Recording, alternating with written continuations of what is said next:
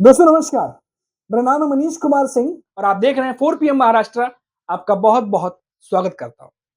दोस्तों महाराष्ट्र से एक बड़ी ही इंटरेस्टिंग खबर आपको देने जा रहा हूँ और ये खबर जुड़ी है शरद पवार और अजीत पवार से। इन दोनों के राजनीतिक रिश्ते कभी हाँ, कभी ना के जैसे जो है इन दोनों चल रहे हैं। और आपको बता दें कि एक बड़ा ही इंटरेस्टिंग मामला सामने आया है पुणे से, जहाँ एक सालाना महोत्सव होता है और इस महोत्सव पे अजीत पवार और शरद पवार दोनों को इनवाइट किया गया था। वहाँ दोनों की कुर्सियाँ अगल-बगल लगी थी। लेकिन अजीत पवार ने सबके सामने वहाँ पर नेम प्लेट चेंज कराया और शरद पवार से दूर जाकर बैठे। आपको लग रहा होगा भाई इसमें क्या नई बात है, ये तो दोनों अलग-अलग पार्टियों के नेता हैं। शरद पवार की एनसीपी अलग है, अजीत पवार की एनसीपी अलग है। लेकिन इससे पहले दोस्तों एक वाकया हुआ। वो वाकया ये था कि जब ये दोनों प्रोग्राम से पहले जब वहाँ पहुँचे, तो इन दोनों की बंद कमरे में मीटिंग हुई। जहाँ ये दोनों नेता एक साथ कम से कम आधे घंटे तक एक बंद कमरे में बैठे थे साथ में अकेले। मीटिंग चल रही थी, ऐसी खबर निकल के सामने आ रही। फिर जब वहाँ से निकलते हैं दोनों नेता, इस सालाना महोत्सव को अटेंड करने के लिए जहाँ उनको इनवाइट किया गया था, तब अजीत पवार जो है, शरद पवार के बगल में लगी हुई कुर्सी को चेंज करते हैं और अपनी कुर्सी जो है वो कहीं और लगवाते हैं। और ये किस्सा इसलिए भी इंटरेस्टिंग है दोस्तों क्योंकि इससे पहले भी कृषि महोत्सव हुआ था।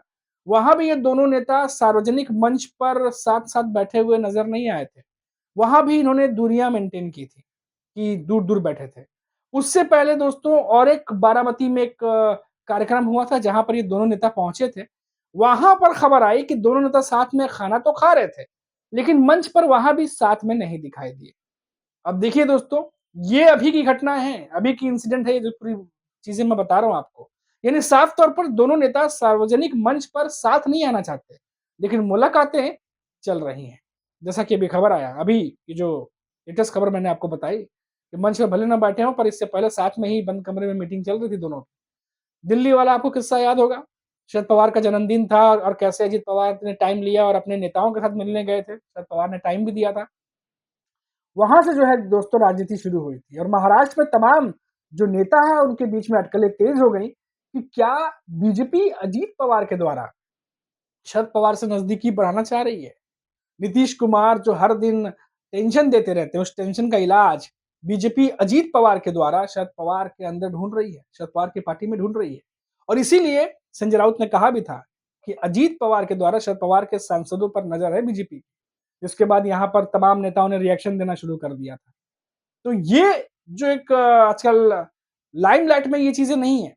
आप देखिए ज़्यादातर करके महाराष्ट्र, मुंबई में जो खबरें चल रही हैं, वो सैफ अली खान चल रहा है, तो उसके बाद एक रेल हादसा हुआ जलगाँव में आपने देखा होगा। उसके अलावा जो बीड़ में लेके धनंजय मुंडे को लेके जो खींचतान चल रही है, उनका इस्तीफा माँगा जा रहा है।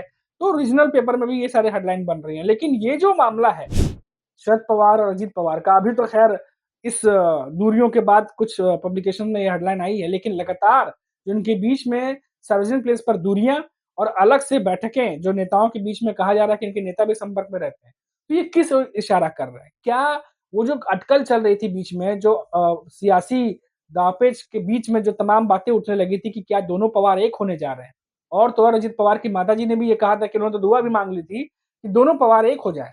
और इन सबके बीच में फिर खबर आती है कि अजीत पवार के कुछ सांसद या कुछ नेता शरद पवार के 6 सांसदों के साथ संपर्क में थे और उन्हें कोशिश कर रहे थे कि अपनी पार्टी में ले आएँ।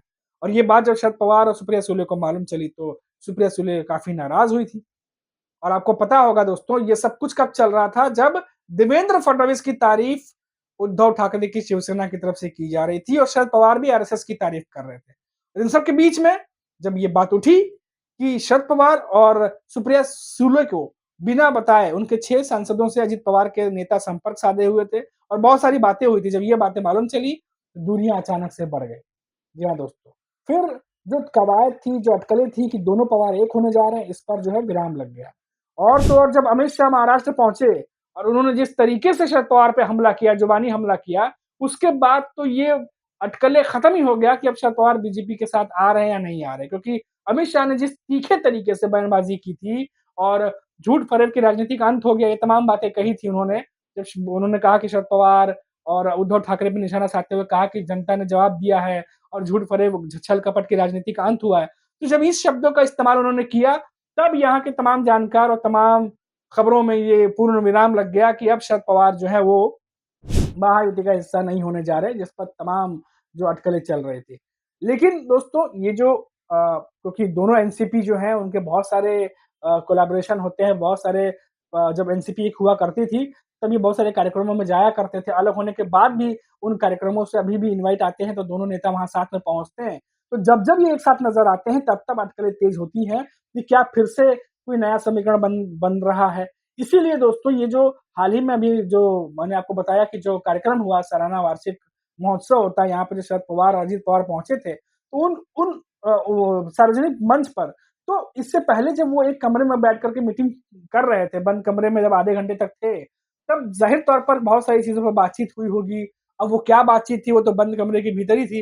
लेकिन बाहर आने के बाद फिर जिस तरीके से सार्वजनिक जगह पर Ajit Pawar name plate change करवाते हैं, अलग बैठते हैं, शरद पवार से दूर बैठते हैं, तो कहीं न कहीं ये भी लगता है कि अजित पवार भी ये मैसेज देने की कोशिश कर रहे हैं कि भाई देखिए हमारी दूरियाँ वैसी ही हैं, हम लोग करीब नहीं आए हैं, हम लोग अभी भी दूर-दूर बैठते हैं।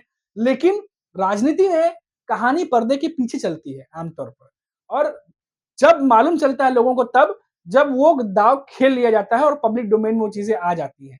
तो क्या कुछ ऐसा पक रहा है सियासत में महाराष्ट्र के जिसका इल्म अभी तक लोगों को नहीं है? जैसा कि आज संजय राउत ने एक बहुत बड़ा धमाका कर दिया और कहा कि एकनाथ शिंदे जो हैं, वो उनकी पार्टी में पत्रकार ने सवाल किया तो संजय राउत ने कहा कि बहुत ही जल्द महाराष्ट्र को तीसरा सीएम मिलने जा रहा है।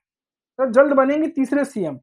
तो क्या इसका मतलब 2 सीएम रहेंगे और तीसरा सीएम बनेंगे? या फिर एकनाथ शिंदे के डिप्टी सीएम पद को भी खतरा है?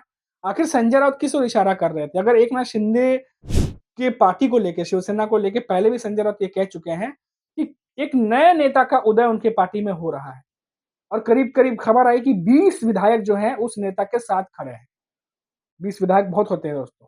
तो क्या ऐसे में जो भी घटनाएँ घटी हैं पहले कुछ दिनों से, जिस तरीके से एकनाथ शिंदे को दरकिनार किया गया या उनके इस प्रभाव को कम करने की कोशिश की गई, तो क्या ये नेता कुछ अलग सोच रहे हैं? क्या संजय राउत को इस बात की भनक लगी है जिसके बारे में उन्होंने मीडिया में बयान दिया कि नया जो है वो नेता का उदय होने वाला है, तीसरा डिप्टी सीएम बनने वाला है।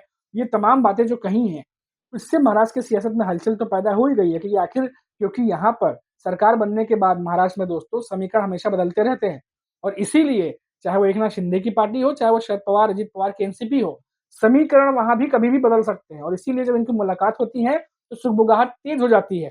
क्योंकि महाराष्ट्र के पास्ट में अगर आप जाके देखिए 2019 के बाद, तो लगातार कौन किसकी पार्टी में आ रहा है, जा रहा है, ये सिलसिला लगातार चल रहा था।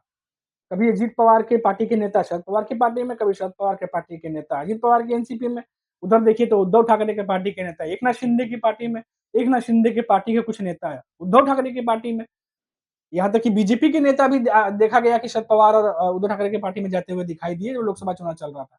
तो बहुत सारी चीज़ें हुई हैं दोस्तों और लेकिन इन सब के बीच में जो मेन चर्चा का विषय था, वो था शरद पवार, अजित पवार की मुलाकात कि बंद कमरे में तो मुलाकात होती है, क्या बात होती है वो नहीं पता, लेकिन सार्वजनिक मंच पर दोनों अलग-अलग बैठते हैं और दूर बैठते हैं। यानी जिसको जो मैसेज देना है, वो देने की कोशिश दोनों नेताओं की तरफ से की जा रही है। अब कल को सार्वजनिक मंच पे ये दोनों दूर बैठें और कुछ दिनों बाद ये मालूम चल जाए कि दोनों एक हो रहे हैं, तो चौंकिएगा नहीं, क्योंकि ये महाराष्ट्र की सियासत है और यहाँ कुछ भी पॉसिबल है। अभी के लिए इतना ही। आप देखते रहिए 4 पीएम महाराष्ट्र। नमस्कार।